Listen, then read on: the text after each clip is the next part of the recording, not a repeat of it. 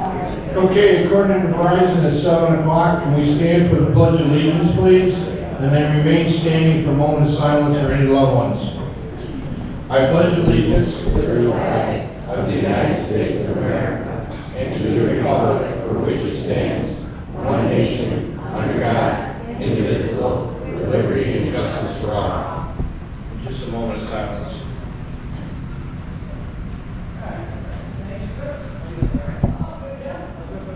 Thank you. Again, please pass the message along to your neighbors. This is a monthly meeting. We meet the third Monday of every month, 7 o'clock.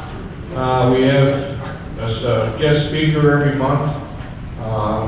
We have police officers you can talk to if you have any neighborhood issues. So again, if you can spread the word, we'd like to see the place filled. Roll call of officers. Stan is here. Chris? Here. Dana? Here. Mike? Yep. And Ed is in another meeting. He'll be here shortly. We've got 3 speakers. And I'm going to Supervisor Brian Nowak. If you can come up, please. I'd appreciate it. You're first.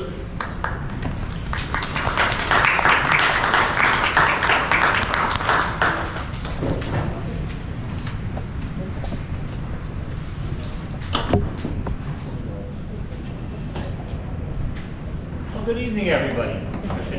Right into the mic. How does that? I've either got 10 minutes or the whole hour. We'll figure this out as we go along. But I appreciate the opportunity to come here and speak with all of you. I have the opportunity to go around town to different taxpayer groups, and this is a really good-sized crowd compared to some of the other meetings I've been to lately. With COVID and the return from that, it's taken a lot of work to build up in-person meetings again. So, you should all give yourselves a pat on the back for taking time out of your evening to be here, and for the folks that are organizing this to get the word out and making sure that you get a good-sized crowd here. I like coming to these meetings too because it gives a reason. When you have your elected officials here and other folks that are coming every month with all these guest speakers, it gives a reason to come out and to spend an evening with your neighbors. And when your elected officials are showing up, especially get a chance to question them about the things they're working on and what's going on in town. So a couple of things I wanted to talk about, but before I do, I just want to get into where I want to see the town in the next 5 to 10 years. And I think there's a lot of common ground with the kind of things I want to see and the kind of things that all of you want to see. Right now, we know that the Galleria Mall is in the news and stories about its loans coming due and the future of the mall. Right around 2014, the mall was worth well over $500 million, and its value has dropped. So one of the things I want to see in the next 5 to 10 years is redevelopment and new businesses that are here in the town of Cheektowaga to help support the Galleria Mall as taxpayers for our tax base. I want to see us get a lot of good work done on our DEC consent order. I think that's something that can bring us all together. I want to see us get into a situation where we're making the investments we need to in our parks. In a few different parks, we've got aging park equipment. I want to see that taken care of.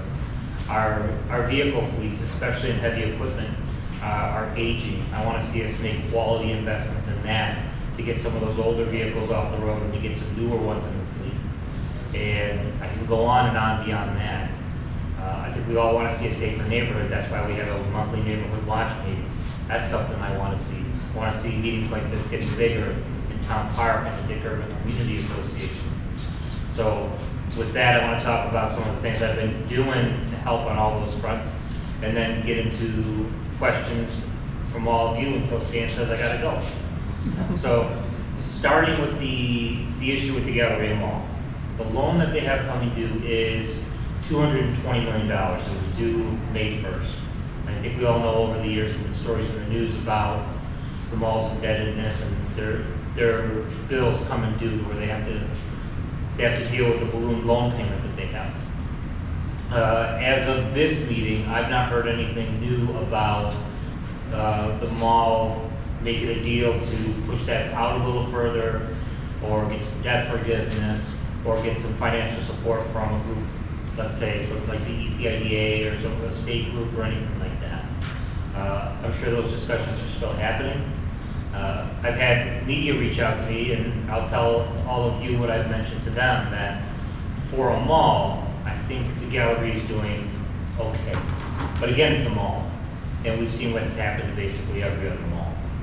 So the gallery has got its own challenges on bringing in new stores and bringing in customers and being able to sustain itself in the long run. A couple things going good for it is that a new anchor store, Primark, has come in the past few years.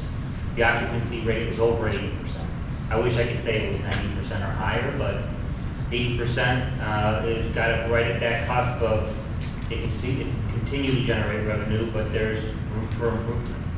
It's current on its taxes. That's something else that's good. It's also good that it's the last mall standing in Western New York. There was a lot of competition throughout the region, and it survived these closures, these mall closures, the sales, and the conversions to different purposes. But again, it's a mall. So the town needs to have a plan on how to help support its redevelopment. And at our last board meeting, the town board voted on to apply for a grant that would allow us to do some rezoning. And it's a small, wonky, technical kind of piece on how to deal with it, but if the zoning is more broad and allows more type of business to come in, it's less challenging or maybe even easier to deal with how to deal with that gallery mall. One of our largest taxpayers, if they stop paying taxes and go under, that's about $3 million a year less that come into the coffers. The value of the mall is over $200 million right now. So if they're not paying that $3 million between their town, county, and school taxes, guess who makes it all up? All of us. I mentioned vehicles in the condition of our heavy equipment fleet. Think our garbage trucks, our dump trucks, plows, all of that. At a last board meeting, the town board approved a resolution to purchase one new dump truck for the highway department. We are adding that to one that we purchased last year. It's progress, and I had some concern on using cash because we have other needs in the highway department, but we're making an investment and going in that right direction. It takes a couple years now to get those vehicles. So prior to COVID and many years before, if you put it in an order for a large dump truck, in let's say on New Year's Day, you'd get it in the calendar year. You might get it by the 4th of July, maybe a little bit later. Now it's taking 2 years to get those, sometimes longer. So fire trucks, if any of you are volunteer firefighters or you have them in your circle, it's taken 3 or 4 years from the moment a fire department orders a truck to when they get it. It used to be less than half of that time. I mentioned parks. We have a Hanley Park is in the Dick Urban neighborhood. How many of you guys know where that is? It's got some aging equipment there. So right now the town is working on applying grant funds to purchase new playground equipment for Hanley Park. There's a need in Dingens Park as well. There's a need in a couple other parks. But Hanley in particular is near an area where a lot of young families have moved into the neighborhood. And the door-to-door work I've done through political campaigns or even on off years, I've come across some streets in that Dick Urban neighborhood where it's like every other house was a new family that moved in with kids younger than mine or as young as mine. So that's a park that is going to get used immediately by the young kids around there. Just trying to think of some of the other things going on. Well, the reason I was asked by Ed to come to the meeting, one of the many issues we're dealing with in town right now is trying to retain a contractor for our grass clippings, the yard waste pickup. So back in the end of March, town got notice that the vendor we were working with wasn't going to accept our yard waste anymore. So working with my town attorney, we scrambled to get what we thought was a solution to that. And we put out a notice to bidders and we opened up the bids. We had one company that bid. They're called Red Rose, and they gave us a price. Before I tell you the price, I want to set the stage from what we were doing a couple years prior. We were working with one company that charged us about $25 a ton for dump, and another was charging us $27. The quote we get from this company that wanted to do it this year, $120 by the ton. It's like your gallon of milk going from $3 to $15 basically. That wasn't the answer, so we put out another notice to bidders to try to get some competition. And there's not as many companies in this space as there used to be. It's kind of like ambulance companies. You used to have a whole bunch of them, and now you basically have AMR and Twin City. Hopefully we get more competition and a couple other bids to get that price down a bit. But there's nobody on our town board that can look all of you in the eye and say, I know we were paying $25 a ton. We gotta do 120 now. It's not acceptable. And to make it worse, there was only one choice there. So let's get some competition on that. Yes? Can you explain to the folks the difference in tipping fees between yard waste and general garbage and why we actually separate the two, putting aside the environmental issue? Sure thing. Regular trash, everything you put in the brown bin every week. If you're not in the village of Jerusalem, the brown bin, about $60 a ton. That's the tipping fees for that. So you add the grass to it. On the grass side, we're talking $25 to $30. That's less than half. Right. So if you're throwing that grass in the brown bin, it's costing the town twice as much as it would otherwise. Or if we did take that bid, half as much. But, Thank you. yeah. So with that, I'd be happy to open it up to questions and field as many of those as I could until hopefully one of our speakers shows up, other speakers show up. Yes? I know Galleria has been in the news and people are concerned, but the total assessed value of Galleria Mall, as far as the town tax rolls go, if I remember correctly, is less than 10%, maybe around 4 to 5% of your overall tax assessment value. I don't know, does that ring a bell to you? I would say it's probably closer to that 4%, maybe even less than that at this point.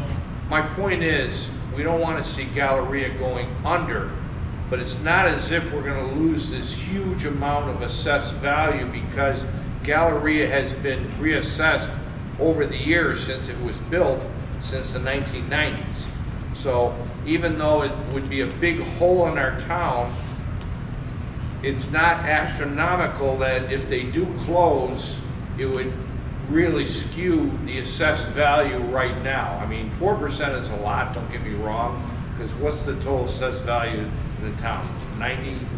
I think we're around I want to say 8 billion. 8 billion. These days. So that's a big chunk, but you know, it's not as big as people think it is because they have been going down. And the assessment calculation for Galleria, I believe, is based on income. It's not based on valuation. That's what I was going to add to this. Is Okay. Exactly right. So from the time I was elected to the town board in 2017 to right now, the mall is paying $6 million less in taxes to town, county, and school than it used to. Even if you go back to 2019, their total tax bill was around $4.8 million.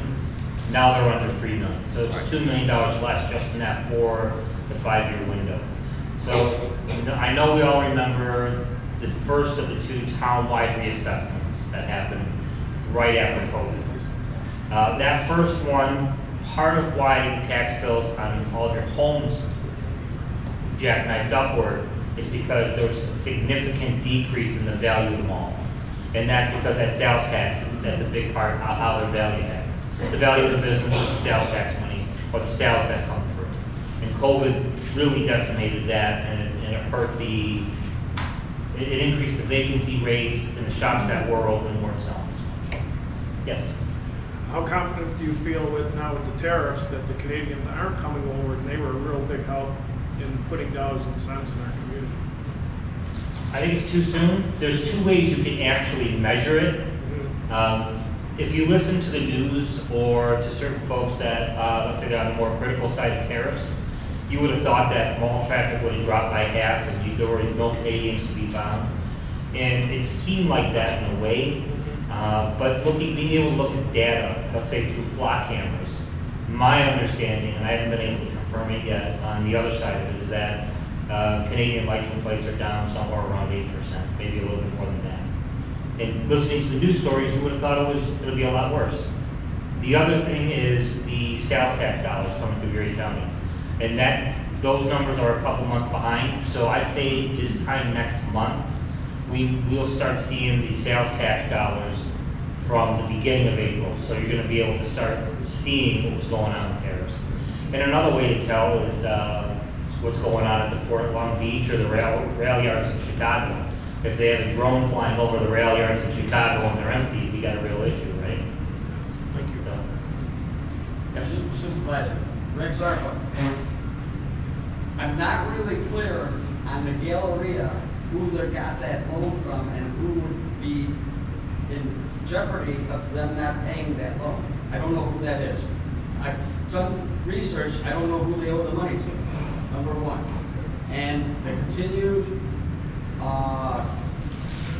theft and all the stuff that's happening with the people that are making trouble at the Galleria, how's that impacting everything? So two-part question here. Yeah, so as far as where the loan came from, I don't have an exact answer for you. I think JP Morgan Chase is involved, but I don't believe they borrowed that $20 million directly from the bank. That may well be the case, but that's the name attached to it. So I wish I had a better answer for you than that. As far as the theft and some of the other issues in the mall, it's a huge shopping center, and it's something that's been an issue for many years now. Take the Home Depot over in the Thruway Plaza now. It's known as one of the most high theft Home Depots in the entire American chain. I think it was as high as number 3 at some point. Yeah, we have the misfortune of having claim to that here in the town of Cheektowaga. But despite those challenges, they set up cameras in the parking lot. They're still opening at 6 in the morning. Still have huge customer flow going through, making money. And all I can say is with the Galleria is that Pyramid and the individual shop owners and our PD and other stakeholders are working together to get security, plainclothes officers, the state police have a presence in the mall. You have the Fathers Group and other volunteer types. They all play a role in improving eyes on the ground, security, and reducing those situations as best they can. But for as long as the mall is open, you're going to have some degree of those issues. Obviously, the goal is to minimize that. Are we making headway? I think one of the things you can look at is the issues right after Christmas. I remember a couple years back, it was a real challenge for the police department, and this past year was less of a pain in the butt, but there's still problems. So if you use the day after Christmas, that Christmas vacation strife, let's call it, we're making headway in that sense. But I don't have data in front of me to say that it could feel one way or another, but the numbers can tell a different story. I think you should go by the numbers. Stan? When I was on the board, Galleria paid Town of Cheektowaga for police enforcement. Do they still pay towards police enforcement? We do. Want to take this one? I got that one. All right. Hey, you doing? I'm Lieutenant Slawacki with the Cheektowaga Police Department. I run the afternoon shift. I understand that I have a fine way of talking, and I will do my best to keep it very nice for the group. And if something wrong slips out, but I see that I'm being recorded, so I'll try and do better. For the Galleria Mall, on Fridays and Saturday nights, they have 2 officers there for, I believe, 4 or 5 hours each night. The mall pays the town of Cheektowaga directly for that coverage. As for to have 2 officers in there each night specifically dedicated only at the mall. As for the rest of the time, it's just called as an needed basis, or we stop in there and just walk through if we happen to have any downtime, which is not a whole lot once the summer starts. The piggyback question, of all the individuals that you haul in, how many are released right away based on this new bail reform and the new guidelines from the... I'll be nice. Can you say yes or no that bail reform definitely hurt us or hurt the police and handicapped you in terms of... No, I can't answer your question. Not as a lieutenant at the Cheektowaga Police Department. What I can tell you is, I don't make the laws. We enforce them, and we don't decide what the parameters are for setting bail. I have one set of parameters that says whether I can hold somebody for arraignment in the morning or Gotcha. whether that person has to be released. That's set by the state of New York, and a couple years back they changed the rules, and that's what we deal with. The judges in town or anywhere in New York State have a little bit different set of rules, but there are specific charges, there are specific categories, such as if the victim of a crime is requesting an order of protection, I can hold somebody for the evening for arraignment. If the person has failed to miss court within the previous 2 years on any case whatsoever, I can hold somebody for arraignment overnight. There is no monetary bail anymore. I can't set a bail amount as a police officer. They would get an appearance ticket if they don't fall into a certain set of categories. Now, that's not all of them. The judges have a different set of categories once the person comes in front of them, but since I started, it is more lenient, yes. All right, thank you. Well done. Hey, he brought the beer. That's not him, I don't know. Yeah, steering back really quick to an additional answer to Greg's question about, let's say, safety, security of the mall, and police presence. The last time I did a ride-along with a police officer was on an afternoon shift, and we made a few different stops to the mall property. One of them had to do with a vehicle issue on the outside, and the others were on the inside, whether it was Macy's or a few other shops with shoplifters. So that's the reason that during my ride-along, we got called in to help deal with issues at the mall. Hold on. Yeah. Is our town assessor here? Okay, you can have his time. Is our town controller here? You got the rest of the night, buddy.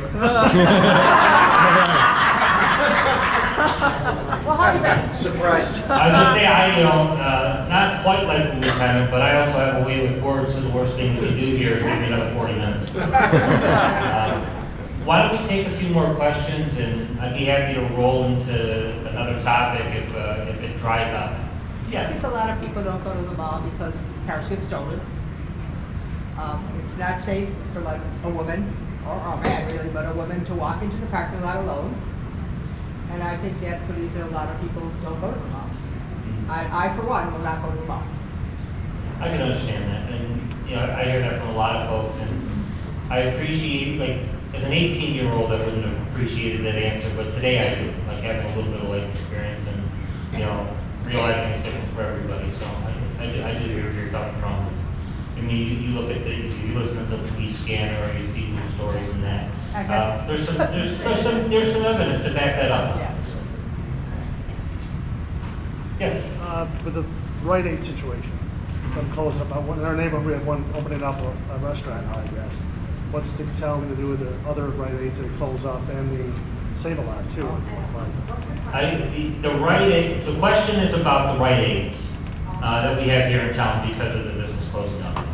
So for most of the shops, the answer is going to be a little easier than the one at William and Harlem, which of all stores it had to be that one.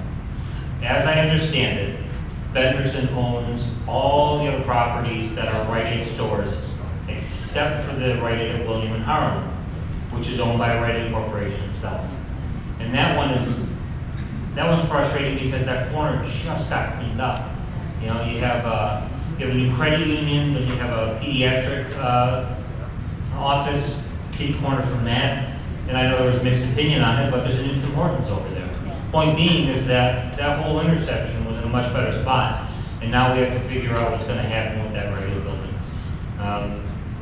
The thoughts for people in other communities are maybe Walgreens will take it up, or maybe you'll see some other type of drugstore. But you see a lot of the drugstores now; they're like CVS inside of Target, or you'll find them inside of Walmart's or these other large department stores. So the one at Genesee and Harlem is turning into a grocery store for the growing Muslim Bengali community there. you know, that's a good answer for that neighborhood. Benderson is gonna be able to help out in respects to try to find tenants for the other ones, but you hope they don't let them sit empty for too long. The one at William and Harlem, I don't know what Rite Aid will do with that, but if it sits empty a little bit longer, the reason would be is because the company owns that one directly, and it's not gonna be as easy to get that sold to somebody else to use it for another reason. But yeah, my understanding is there's 5, I think 6 other stores besides the Genesee Street one that are gonna have to get repurposed. Reagan. You know I'd have some more. The Tunnels to Towers project on Cleveland and Harlem, that area, I see they cleared it out really well. Are we on hold on that project, or what's going on? My understanding is their goal, and I don't know if they'll need it, was to have the work completed by the end of 2025. That may take them a little bit longer. The financing for a lot of these projects is the reason they get delayed. Either that or permits through the town.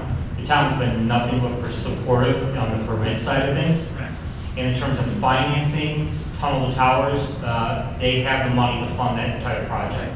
So I'd be happy to reach out and see what the timeline is and if they're on it. But those 2 big things that usually hold back the project, they're not getting in the way of them. Okay, so the town is not getting in the way. So far as I understand it, they got their demo permits and all of that to move right along. Demoed real well, it looks Yeah. beautiful there, but I just didn't know where they were, and I was hoping that the town wasn't holding up them for some reason or another.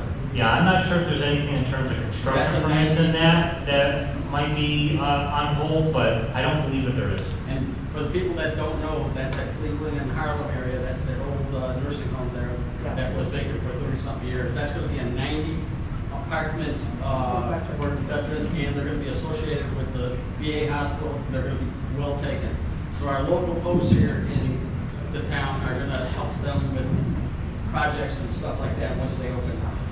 So that was the first question. Thank you for answering that. Can I just add a little bit to that? Okay.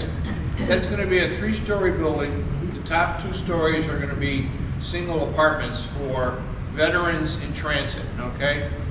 When this project came before us when I was on the planning board, and all of a sudden, people were all up in arms with, you know, mentally disturbed, PSTD, all kinds of issues. This is strictly for veterans that, for whatever reason, they're between homes, they're between houses. This has no medical element to it. The first floor is going to be all outpatient services for the residents that live above to use, and they're going to be transportation to the VA hospital, things like that. But it's not going to be some kind of medical center. It's for, as I said, veterans that are between housing and homes. So rest assured, I live right behind that project, believe me, and you know that is a fantastic project for that neighborhood, and it's well deserved for the veterans. Thank you, Stan, for explaining a little bit further. And to add to your question, we have 2 big construction projects right now going on. One of them is the stadium out in Orchard Park. Another one is the Amazon warehouse built by Niagara Falls Airport. And unfortunately, this area, we don't have enough construction workers, equipment, engineers. So a lot of this is going to be held back a little bit just because we don't have the labor to do it. Okay. But nothing that we know, Supervisor, we're holding them back. Everything went through the planning board as far as I know, and just to follow up what the supervisor said, they presented this project as already self-funded, they have all the funds to continue, so I would concur with Chris. I think it's construction worker type resources that they're trying to work through. And you all know how Project slow. I am for the veterans and everything like that, and retired military and all that. Second question, Supervisor, and then I won't have any more today. Today. Okay, and you know I'll always have more. The music hall across the street over here, that could be something of an attraction to Cheektowaga. I talked to Mike today, and you know, unfortunately, Maureen Gleason died in January, and I toured the thing with Mike Shorby a couple months ago. They've got some great plans for the Civil War Museum in there, the Cheektowaga History Museum in there, we're talking about possible Polish Museum in there, and a few other things. How can we get a little bit more support to continue the progress of that building?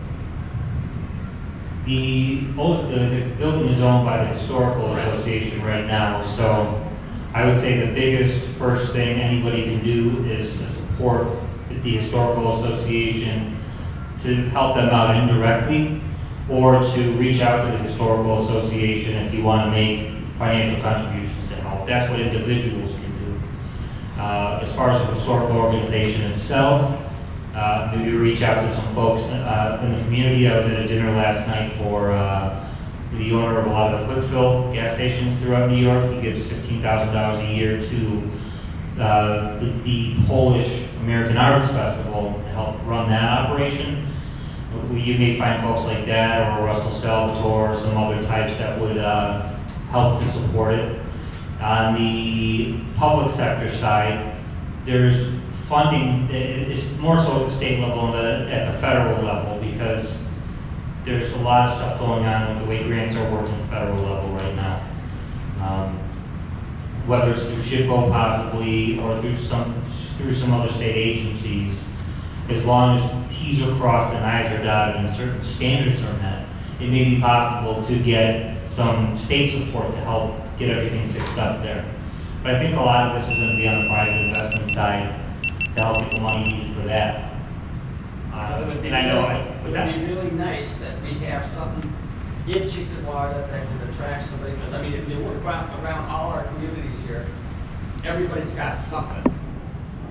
I've had people call my office to say, hey, I found XYZ in my basement. Would the town like to take it on?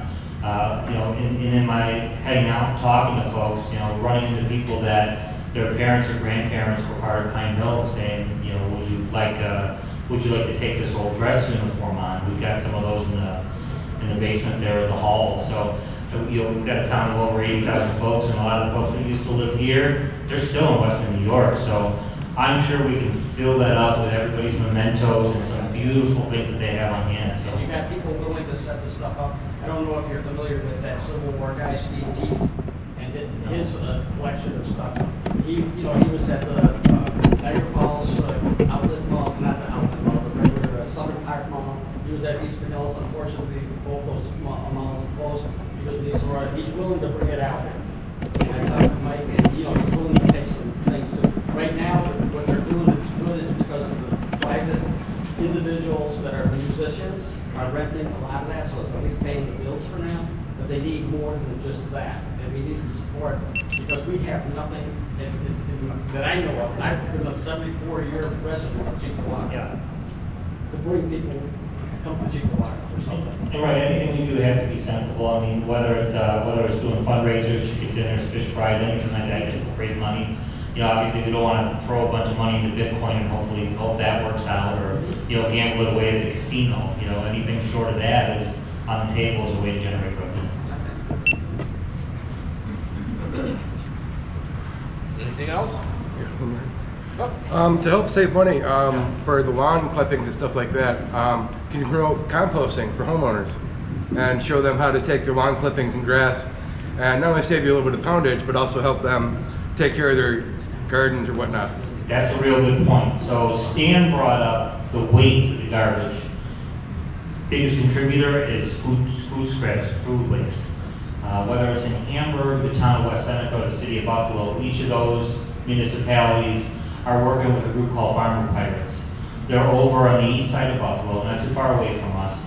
They have a compost pile, and their program looks a little bit different depending on the town or the city, to where in some places like Buffalo, they're doing some curbside pickup.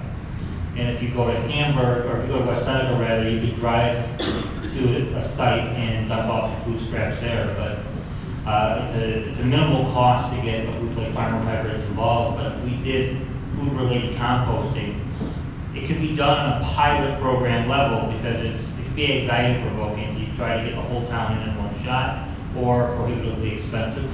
And maybe people don't know how to do it, so there's different ways to do that, to where the town can start saving some money, do some education, save some people some money, I actually presented this to the board. I got to follow up on my email on it because I had an opportunity at one of the organizations I'm involved in to meet someone from Fargo Pirates and get it explained to me earlier in the month. So that's a really good point. Cool. Anybody else? Thank you. To back off the bat, I like that idea. The rats, that's my question.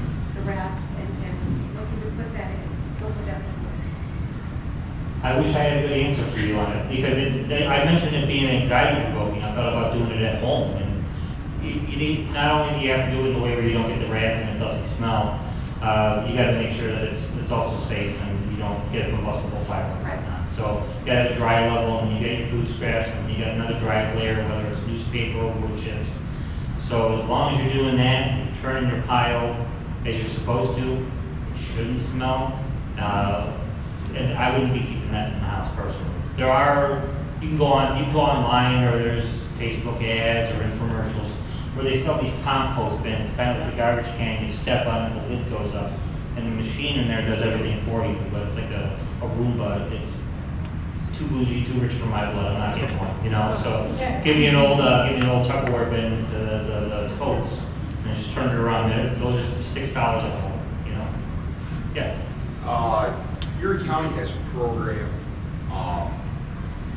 The only reason I know about it is because my wife bought some stuff off of there, and I had to go pick it up. But anyway, they have a really nice program where I think like once or twice a year you could purchase like super cheap rain barrels and composting bins from them. Because I had to go to ECC like 2 months ago to haul it all home. So it exists. I don't know where. You guys would have to look it up. But you can get composting bins from them now, not just rain barrels. It's right through the county.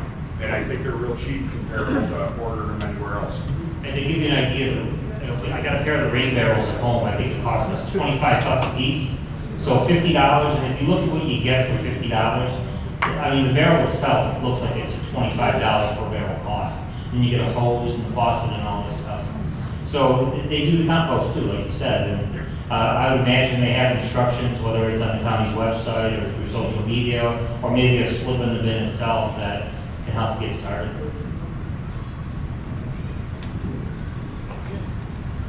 Good. All right. Only 4 minutes. Thank you, everyone. I have to commend the supervisor. I've never met a public official that is more accessible and more willing to address problems. So thank you again, Brian.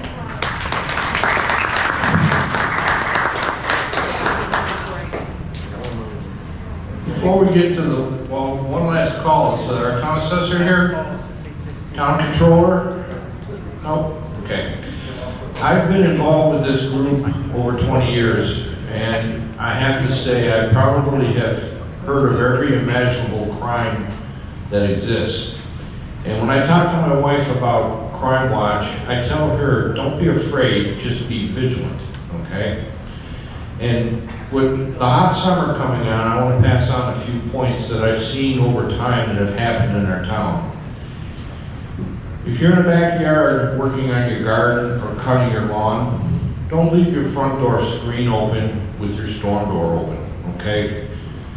You never know who's sitting on your street watching people, and I've heard of crimes where poor people are in the backyard gardening, 2 individuals run into the house, and within 2 or 3 minutes, they lose a lot of stuff because they left the screen open and the inside storm. So when you are working in the backyard, just close your front door. Second of all, I know it's going to be getting hot and everybody likes to keep the windows open. Keep your first floor windows closed when you go to bed at night, okay? Don't assume that, you have all the lights on and, your neighbors and you haven't heard crime in the neighborhood. Crime travels, okay? It can happen in Snyder, Amherst, Williamsville, Cheektowaga. Don't leave your windows open at night during a hot summer. And then finally, if you run out during the day shopping and say, well, I'm only going to be gone for 10 or 15 minutes, again, close your front windows, okay? I know it's a pain, but it only takes 10 or 15 minutes for someone to come in and really do some damage as far as taking your valuables. So with that being said, is there any old business from last month we need to address?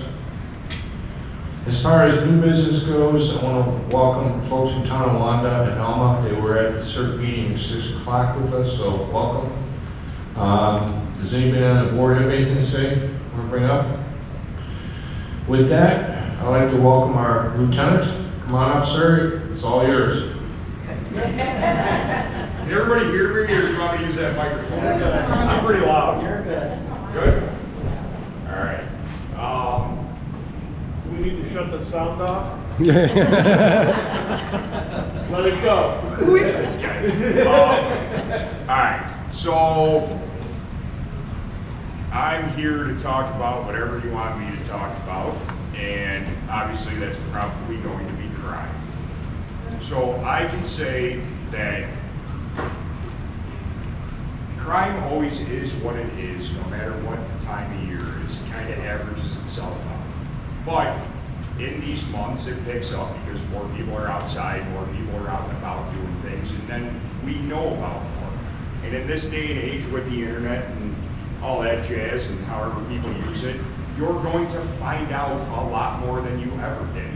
I mean, everybody in this room, including me, because I like to read, we all used to read the paper and you'd get the highlights and that'd be the end of it. Whether it was the Cheektowaga Bee, the Buffalo Evening News, the Attica Penny Saver where I grew up, or the Batavia Daily, you got the highlights and you went, oh, okay, those things are bad, but they're not around me. But now you know of everything. Every single thing that occurs, you can push a button on the phone in your pocket and listen all day to us.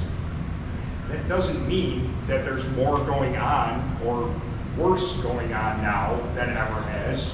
It just means you know about it more. So from my end, we are busy.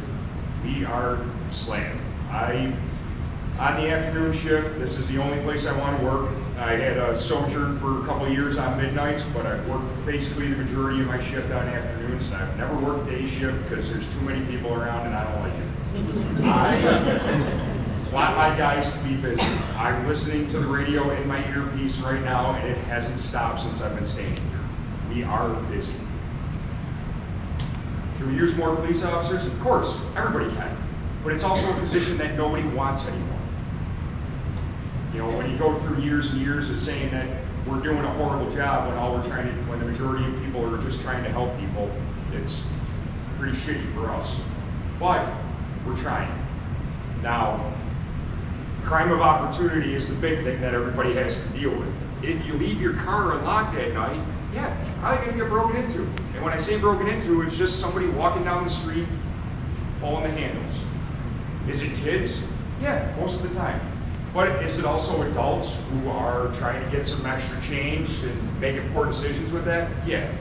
If you leave your car unlocked and you leave your keys in it, well, your car's gonna get stolen. And there's nothing you can do about that. I mean, it's common sense, right? Common sense and good judgment will get you through life pretty damn good.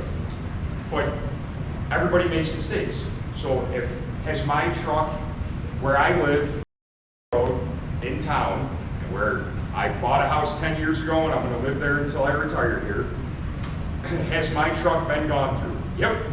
Wanna know why? Because I work construction all day, and I was unloading it on one of my days off, and I was drinking beers in the garage, and I forgot to lock the truck, and I came back out in the morning, and my suit that needed to go to the dry cleaner was on the ground, on the floor, and I went, how the hell did that happen? And then I realized my cigarettes and all my change and a bottle of booze I got for working on somebody's house were gone. So I was pissed. But there was nothing I could do about it because it was my fault. And that sucks. And that's a horrible thing to have somebody invade your space. And I get that. But we have a finite number of resources, and we have to triage what we do. We have to take the calls as they come in. We will respond to every single call that you have. It's very, very rare that we won't. There are certain circumstances where we can't. But, and I'll go over that in a minute, but it's going to be triage. We are going to get to you. We're going to get to your report call that somebody broke into your car, somebody went into your car overnight. If you call us at 8 a.m. and we don't get there till noon, 1 o'clock, I'm sorry. That just means we're very busy. If you get 2 officers in 5 minutes, that means we're not very busy. And just think of what we do, like going into a hospital, right? If you're sitting in the emergency room because you twisted your ankle and you want to get x-rays, the guy with extra holes in them is getting in first, whether you like it or not. So as for handling calls, as most of you probably know, we had a shooting right on the 33 the other night, just east of Eggert Road. One car shot into another one. A gentleman ended up with extra holes, and that was very bad for him. And we are investigating. And our detective bureau came out, we shut down the 33 because that was the safest way to do it for our officers. And for about an hour there, to make sure everything was cleared up and we could figure out what was going on, I had the whole police department there, or the whole afternoon shift there.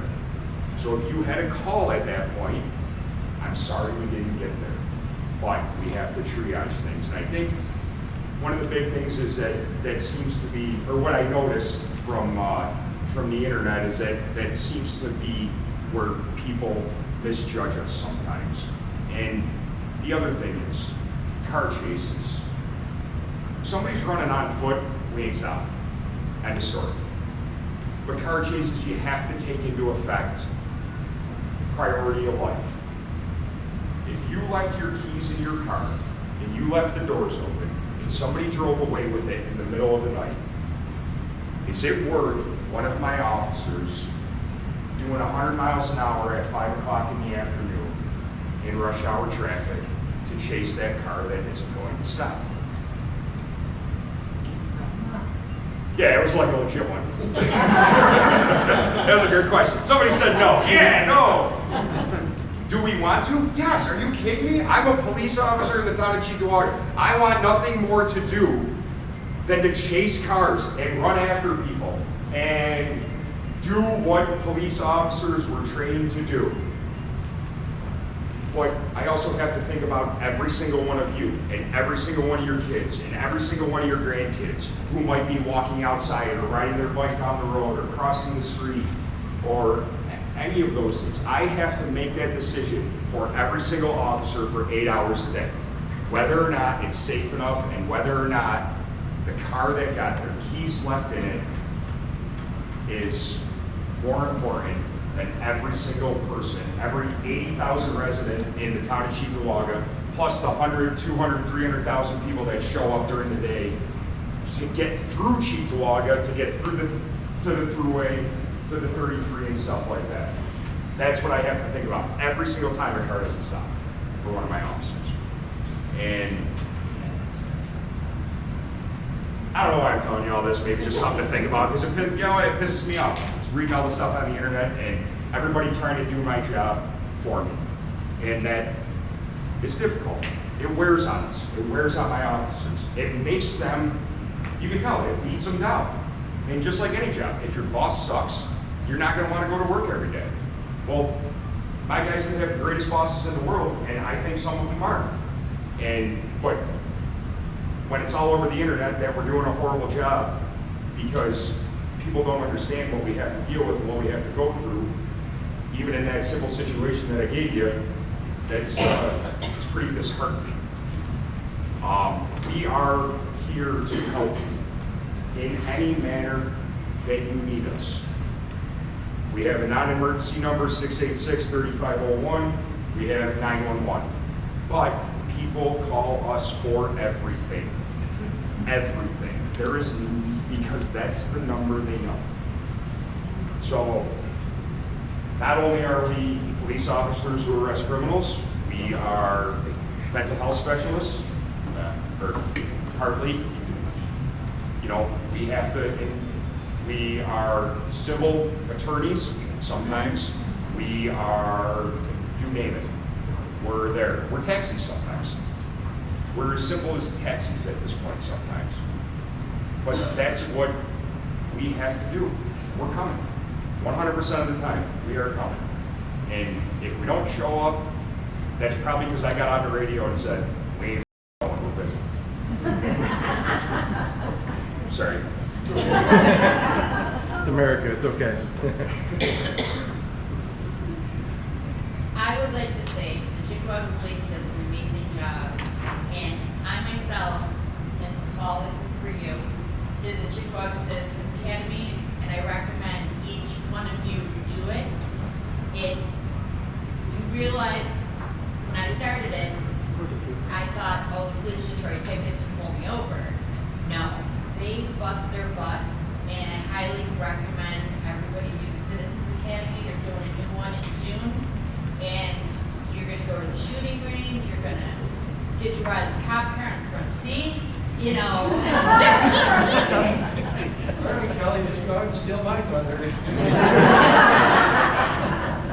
No, seriously, it's gonna open your eyes, and you're gonna realize how much these guys do.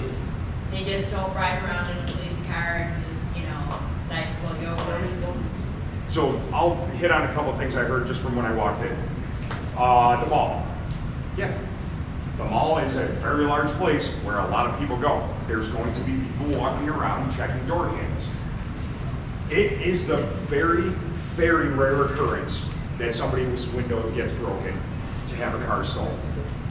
Those occurrences happen when somebody leaves their keys in a visible spot, when they leave very expensive items in a visible spot, or for a while there, you had the Kias and stuff like that, which were easy to pop the ignition, but now there's a fixed form supposedly. That's a rare occurrence. Like, that's not a thing. That takes effort during the day when other people are around. Go back down to the basics. You walk around, you hit enough door handles, you're going to find one that's open and something that left the keys in it, and that's the ones that disappeared. So, as the gentleman mentioned here, you know, closing your windows, it's common sense and good judgment. Make sure you don't leave stuff out that's expensive that you went in and purchased and walked back out with and left it in your car, and, you know, cover it up with something. Take it home. You know, come back another day. I understand that people are nervous about going to the Galleria Mall. I get that. Is there crime there? Yeah. Is there crime at the majority of businesses around town? Sometimes. Same with Western New York. Does the mall have a higher proportion? I don't know.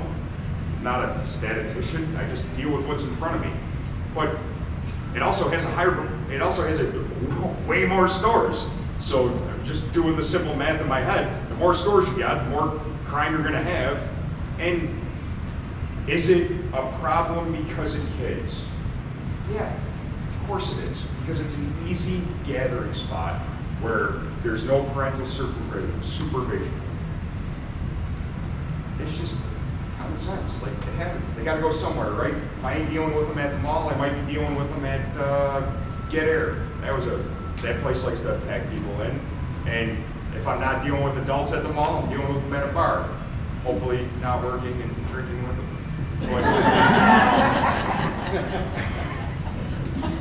So, yes, too bad things happen. Of course, it's never gonna end. People in general suck.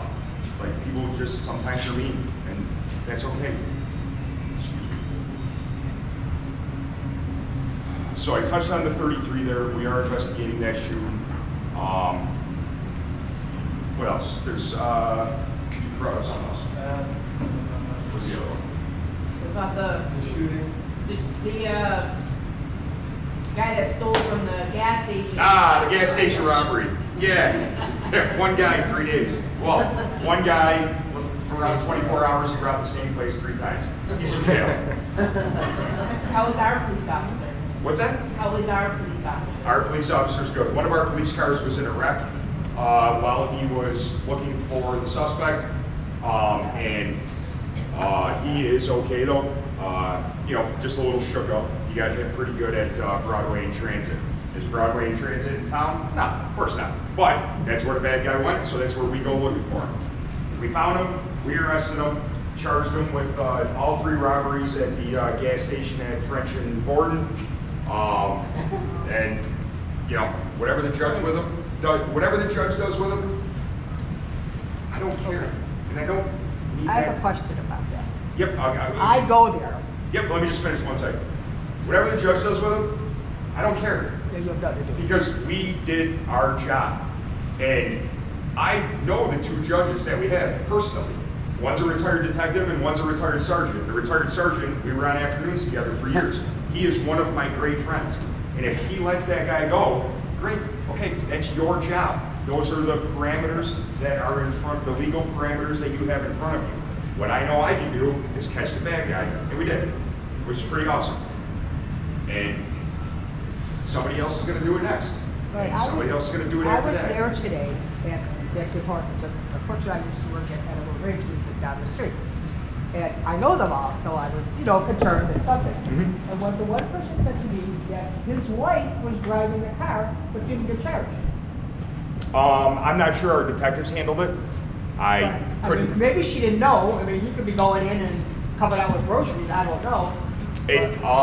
So they had one robbery on the midnight shift, one robbery at the very end of the afternoon shift, and then one on the day shift. The day shift is the officers that ended up catching him and arresting him. As for the charges filed, I'm not 100% sure. I just know that Yeah. we charged him with the That's what robberies. they said, that the wife was driving the car every time. And I'm thinking, but they go, oh, but they didn't arrest her. And I'm thinking, well, But that's, I mean, I understand she may not have known. go to, here's a good example for you. The shooting up off of Eggert Road, on Cedar Road, we had a shooting. Parking. Over parking, yep, over parking. Yep. And, I don't know, it was a couple months before we arrested the gentleman, right? It took a while, but you finally got him. Yeah, well, we knew who it was. You just didn't have the evidence. So sometimes things take time. So not every arrest is made immediately. I've gone to plenty of calls where somebody has committed a crime and we filed for a warrant due to the circumstances that were involved. So does everybody have to be arrested right away? No. Do we arrest most people immediately? Yes. Situation dictates, the laws dictate. We work hand in hand with the district attorney's office, and sometimes there's different ways to go about an arrest. We also work hand in hand with our judges, where we call them and ask them for their advice as to how it has to be handled to go through the system correctly. Now, do we look bad for a couple months? Yeah, why didn't you arrest this guy? Why didn't you arrest this guy? Why didn't you? Well, there's nuances to it all. And that's not something that anybody's going to be able to explain to the internet or anybody, because half the time it doesn't matter anyway. I could have a 24/7 officer sit and reply to every message on the internet, and the person that doesn't like the answer is just going to say, no, you're wrong. Because that's the way it works when you're anonymous. I guess Officer Nazar asked me to stop in here, and I didn't know what I was going to say, because I'm just winging it. But I don't know, those kind of things just popped into my head after listening to everybody talk, and I hope maybe it was put into perspective what we do a little bit. One of the things I've been talking to Paul about was, we used to have the, what do we used to call them? The activities on the street? Tracks, which would list per street by what activity was going on that street. And now we can't get it because of, programming issues, which is fine. So I asked Paul just to briefly, and you've done a good job, but can you just give us 5 minutes of what's happening in the town, what kind of crime sprees, what areas people should currently look out for, or is it just homogeneous throughout the town? Well, I think it's homogenous is a good word. I wouldn't use that one. I think it's everywhere, and not everywhere like in the town of Cheektowaga, but like everywhere. You're always going to have people that are just inherently. But there's no home invasions per se, like we used, like there were off of William Street, or a rash of carjackings in, South Cheektowaga. No, but like I started with, you're going to have a carload of juveniles come into town on a regular basis, or be from town and drive around town on a regular basis and walk around, and they're going to drop off their friends, they're going to walk around and test car handles, and they're going to try and find a car to steal. But if you have your car locked, then that's it. Now, you're going to call us when you have Ring doorbell footage of somebody coming up your driveway and grabbing your handle. That's great, because maybe they did get into a car down the street, or maybe they did steal something from somebody else's car that was left unlocked. So that is awesome, letting us know. But sometimes it's, all right, this neighborhood's no good, we're gonna go to the next one. We're gonna drive to Amherst, or Lancaster, or Buffalo, or Lackawanna, or the second happiest place on earth down the street here in Sloan. Come on, that was a good one. They still have that sign up? They used to have that sign up, right? That said that? Yeah, somebody knows. You know, some people are just inherently bad. Some kids are just inherently bored. Some people have no supervision, whether they're childs or adults, and crime isn't ever going to end. Again, you just know more of it. Do we have a rash of burglaries or robberies? No. But you did hear about 3 robberies at once. Is that odd? Yep, never seen it before in 15 years. Paul, you ever seen one guy rob the same place in 30? Almost double the time, no. Yeah, so, I mean, is it gonna happen again? No. But it does. You know, I also never thought one of my officers was gonna be involved in an officer-involved shooting at the airport or at the 7-Eleven on French Road. Both of those things happen. It's just the nature of the business. I mean, right now I got officers running around like crazy. Handling calls, and I wanted to take some time out of my day to come and talk to you guys. But if you're here at this meeting, most of this stuff you guys already know too. You guys aren't the ones that were able to, the people I need to be talking to, but the people I need to be talking to don't want to talk to us. So, you guys have great questions, though. I mean, keep it for next time. Paul's going to drag me back here. Lieutenant, you've done a super job. We appreciate your service. Thank you very much. See you guys next time. Don't do anything bad. Thank you very much. Paul, you're next. All right, real quick, thank you, Lieutenant, for coming. Thank you. I apologize that I'm not nearly as funny as him, but I did work out. Thank you to the Lieutenant, thank you to the Payne, thank you to those who have done the Citizens Police Academy before. We are starting one on June 12th. It's going to go for 10 weeks, mostly on Thursdays. We have one Wednesday built in because we're going to piggyback something we're doing in the day for the first time with the Citizens Police Academy. We're going to be doing some emergency vehicle operation training. You're going to get to go with us, our guys, through, of course, no, you don't get to drive it, but we're going to go through the course with you to let you see what it's like when you go around turns with lights and sirens. We're going to give you a job to find the suspect. We'll have different targets out there. You'll have to say we're passing out a green guy with a blue hat and pink pants. That's not the suspect. The next guy might be the suspect. We'll get you on the radio on a non-emergency channel to help us work with that. The things we're going to do, we're going to talk about hiring and training, because if you don't know the hiring process, you can't possibly understand what somebody has to go through to get hired, and it all starts with the civil service test. If people don't take the civil service test, we simply cannot hire you, and you might be the greatest person in the world for the job. If you don't take that civil service test and score well, we can't do anything to hire you. We'll talk about training, we'll talk about crime scene investigation. Crime scene investigation, you'll see a slideshow, and then you'll do some dusting for prints. We'll go to the range. We'll show you some safety stuff about our guns. We'll allow you to fire our guns. It's really good stuff. I'm not a gun guy. I have a gun because I'm a policeman. When I'm no longer a policeman, I probably won't have a gun. Mrs. Umagala, will you stand up? All right, can you see her? So, Mrs. Umagala and a bunch of people in here went through the program.